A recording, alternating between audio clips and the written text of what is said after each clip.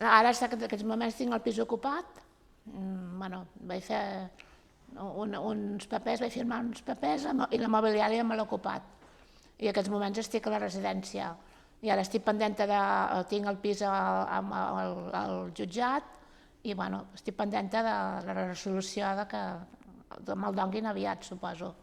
I ara estic visquent allà, fa un any que estic allà i estic molt bé. M'ha costat d'adaptar-m'hi perquè, clar, acostumada a un pis i una mala dependència que tenia, vivia amb el meu germà, que té una incapacitat, una paràlisi espàstica de naixement i té una necessitat, sempre ha estat amb jo i té una necessitat psicològica i bastant dependent de mi.